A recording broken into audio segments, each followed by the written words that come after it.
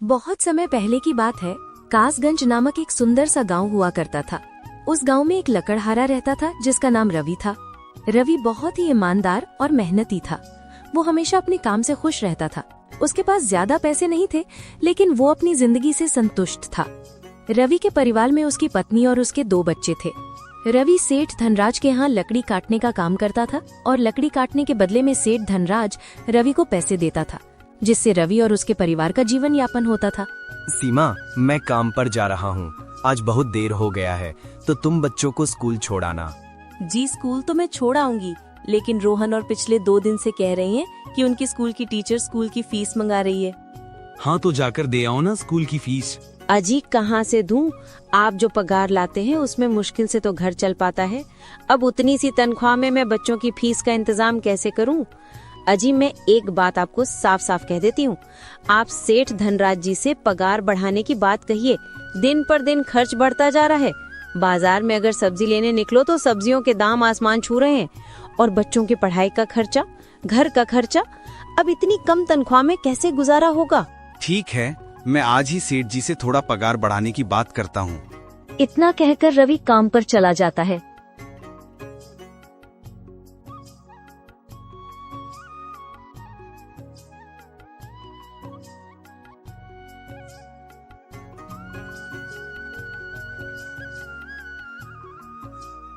अरे भाई, आज तो पगार का दिन है।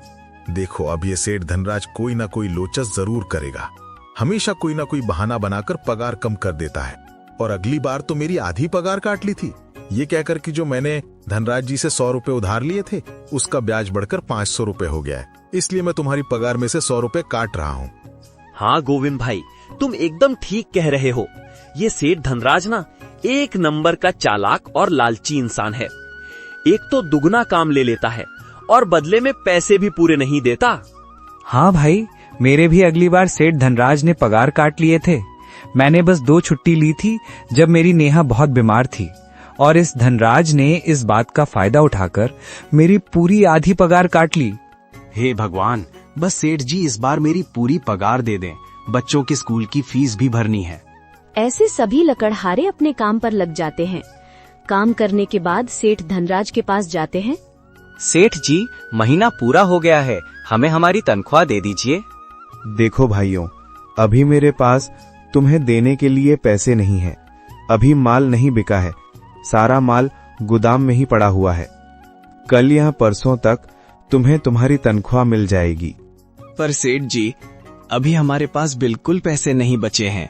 घर का भी सामान लाना है, बच्चों की फीस भरनी है। अरे मैंने कहा तो सही, 1-2 दिन और रुक जाओ, कल या परसों तक पैसे मिल जाएंगे। अभी मेरे पास पैसे नहीं हैं। सभी लकड़हारे निराश मन से अपने अपने घर आ जाते हैं। अजी, क्या हुआ? इस बार कितना पगार मिला है?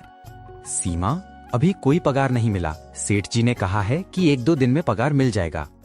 पगार नहीं मिला? आपको तो पता है ना, बच्चों की फीस भरनी है। इनकी स्कूल टीचर ने आज साफ साफ चेतावनी दे दी है कि अगर कल फीस नहीं लाई तो बच्चों को घर पे ही बैठा लेना। अब बताओ मैं क्या करूं? सीमा, ये सेठ जी समय पर कभी पैसे देते ही नहीं है। अब तो बस हम इंतजार के सिवा और कुछ नहीं कर सकते। 1-2 दिन की बात है, देख लेते हैं। ऐसे ही 2 दिन गुजर जाते हैं। 2 दिन बाद सेठ धनराज सबको पगार देता है। अरे गोविंद, ये ले अपनी इस महीने की पगार। सेठ जी, ये तो बस 2000 है। मैंने तो इस महीने 3000 तक का काम किया है। हाँ, काम तो किया है, लेकिन तूने 1-1 घंटे आराम भी तो किया है। ये पैसे उसी आराम के काटे हैं। पर सेठ जी, आपने तो कहा था 8 घंटे काम के महीने में 3000 मिलेंगे, और मैंने तो 8 घंटे काम किया और 1 घंटे आराम। देख गोविंद, मुझे ज्यादा हिसाब किताब ना समझा। ये 2000 रख, अगर चाहिए तो, और अगर नहीं चाहिए तो कहीं और काम ढूंढ ले। बेचारे गोविंद के पास उन पैसों को लेने के सिवाय और कोई रास्ता नहीं था। गोविंद चुपचाप वो पैसे रख लेता है। रवि, ये लो तुम्हारे। सेठ जी, 2000 क्यों? मेरे तो पूरे 3000 बनते हैं ना। मैंने तो कोई छुट्टी भी नहीं की और ना ही कोई आराम। मैंने तो अपना सारा काम समय पर किया है। हाँ, समय पर तो किया है, पर इस समय बाजार में लकड़ियों का दाम काफी सस्ता हो गया है। इस वजह से अभी तुम्हें भी पगार कम ही मिलेगी जब तक लकड़ियों का दाम नहीं बढ़ता। पर सेठ जी, बात तो 3000 की हुई थी ना। अब 2000 में मैं कैसे घर चलाऊंगा? बच्चों की स्कूल की फीस भी भरनी है सेठ जी। इस बार आप पूरे पैसे दे दीजिए। 2000 ही मिलेंगे।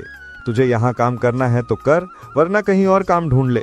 बेचारे रवि के पास उन पैसे को लेने के सिवाय और कोई रास्ता नहीं था। अरे भाई, ये सेठ धनराज एक नंबर का बेईमान इंसान है। सारे पैसे अपने जेब में भर लेता है और बहाने बनाता है कि लकड़ियों के दाम सस्ते हो गए हैं। देख लेना, हम गरीबों की किसी न किसी दिन इसे जरूर हाय लगेगी। नहीं गोविंद, ऐसे नहीं कहते। वो हमारे अन्नदाता हैं।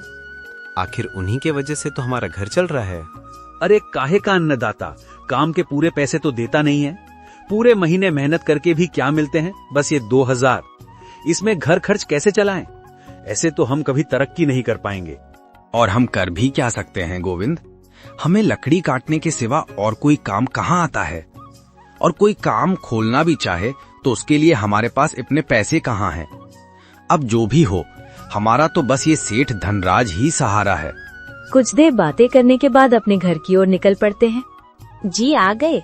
आज कितनी पगार मिला है? सीमा, इस बार सेठ जी ने बस 2000 ही दिए हैं। बस 2000? इतने में कैसे घर चलाएंगे? बच्चों की फीस में ही 1500 निकल जाएंगे। फिर 500 में क्या क्या करेंगे? अब मैं क्या कहूँ? सीमा, अब तुम्हें इसी में ही गुजारा करना होगा। तुम सबसे पहले बच्चों की फीस भर देना, इसके बाद बाकी का मैं देखता हूँ। अजी, अब क्या देख लोगे? सेठ जी से पूरे पैसे तो मांगे नहीं गए आपसे। नहीं सीमा, मैंने सेठ जी से पैसों के लिए कहा था, पर सेठ जी ने साफ इनकार कर दिया और कहा ये लेना है तो लो, वरना कहीं और काम ढूंढ सकते हो। मैं सोच रहा हूँ कि लकड़ी काटने के बाद में कहीं और भी काम ढूंढ लूं। सेठ जी के यहाँ से काम करने के बाद मैं दूसरी जगह पे काम किया करूँगा, इससे कुछ ज्यादा आमदनी हो जाएगी। आज ही मैं सेठ जी के यहाँ पर काम करने के बाद और भी जगह काम ढूंढने जाऊंगा। इतना कहकर रवि काम पर निकल जाता है और जैसा कि रवि ने कहा था, वो धनराज के यहाँ काम करने के बाद काम की तलाश में निकल जाता है।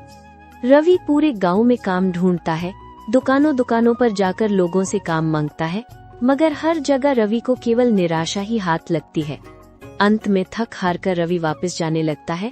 तभी वो देखता है कि अचानक बहुत सारे भैंसों का झुंड उसकी तरफ दौड़े आ रहा है। ये देखकर रवि बहुत डर जाता है। वो इधर उधर देखता है तो उसे एक गुफा दिखती है और वो गुफा में जाकर छुप जाता है। जब भैंसों का झुंड वहाँ से निकल जाता है तब रवि की जान में जान आती है। हे भगवान, आज तो बाल बाल बच गया मैं, वरना आज तो मैं इन भैंसों के पैरों तले तो कुचला ही जाता। पर ये मैं कहाँ आ गया? रवि ये सब सोच ही रहा था कि तभी उसकी नजर गुफा में रखी एक टोकरी पड़ जाती है। रवि उस टोकरी के पास जाता है। ये कैसी गुफा है? ये कैसी टोकरी यहाँ पड़ी है? इसे मैं घर ले जाता हूँ, सामान रखने के काम आ जाएगी। रवि जैसे ही उस टोकरी को हाथ लगाता है, गुफा में से एक आवाज आती है। रुक जाओ, इसे छूने की कोशिश मत करो। ये आवाज सुनकर रवि एकदम पीछे हट जाता है। तभी गुफा में एक जिन प्रकट हो जाता है और वो रवि से कहता है, कौन हो तुम और मेरी गुफा में क्या कर रहे हो? मुझे माफ करना, अब जो भी हो। कुछ भैंसों का झुंड मेरे पीछे पड़ गया था और उनसे बचने के लिए मैं इस गुफा में आकर छिप गया और फिर मेरी नजर इस टोकरी पर गई। माफ कीजिए, मुझे लगा यहाँ कोई नहीं है तो यह टोकरी किसी की नहीं होगी, इसलिए मैंने इसे छुआ। रवि, तुम्हें डरने की जरूरत नहीं है। मैं तुम्हारे बारे में सब जानता हूँ। मेरी नजर एक बार भी जिस पर पड़ जाती है, मैं उसका इतिहास अपनी खुली आंखों से देख सकता हूँ। पर आप हैं कौन और आप इतने विचित्र क्यों दिखाई पड़ रहे हैं? आप अपना परिचय दीजिए, कौन है आप? मैं एक जिन्न हूँ और मैं कई सालों से इस गुफा की रक्षा कर रहा हूँ। ये गुफा मेरे पूर्वजों की है। इस गुफा में केवल वही इंसान घुस सकता है जिसका मन बिल्कुल पवित्र हो। अगर तुम अपवित्र होते तो तुम इस गुफा में कभी नहीं घुस पाते। तुम एक सच्चे इंसान हो, इसलिए तुम इस गुफा में घुस पाए और इस टोकरी को छू पाए। अब तुमने इस टोकरी को छुआ है तो ये टोकरी तुम्हारी हुई। नहीं, मुझे ये टोकरी नहीं चाहिए, मैं तो बस देख रहा था। डरो मत रवि, तुम ये टोकरी ले जाओ। ये कोई साधारण टोकरी नहीं है, बल्कि ये जादुई टोकरी है। जादुई टोकरी? क्या ये वही जादुई टोकरी है जिसके बारे में हमारी दादी कहानी सुनाया करती थी कि किसी गांव में एक जादुई टोकरी हुआ करती थी और वो सबकी इच्छाएं पूरी करती थी? हाँ रवि, ये वही जादुई टोकरी है। अब तुम इस टोकरी के मालिक हो। तुम इसके इस्तेमाल से अपनी स्थिति सुधार सकते हो, पर याद रखना, तुम जो भी वस्तु इस टोकरी में एक बार डालोगे, वो चीज ही तुम्हें बार बार इस टोकरी में डालनी होगी। इसके अलावा तुम और दूसरी कोई चीज इस टोकरी में नहीं डाल सकते। अगर तुमने ऐसा किया तो इसका परिणाम तुम्हें ही भुगतना होगा। मेरी इस बात को हमेशा ध्यान में रखना और सोच समझकर बिना लालच किए इस टोकरी में वही सामान रखना जिसकी तुम्हें जरूरत हो। रवि टोकरी को लेकर घर आ जाता है। सीमा, ये देखो, ये मैं क्या लेकर आया हूँ। क्या लाए हो आप? बस ये एक टोकरी? सबसे पहले ये बताइए, आप तो काम की तलाश में गए थे ना, तो कोई दूसरा काम मिला कि नहीं? नहीं, अरे सीमा, मेरी पूरी बात तो सुनो।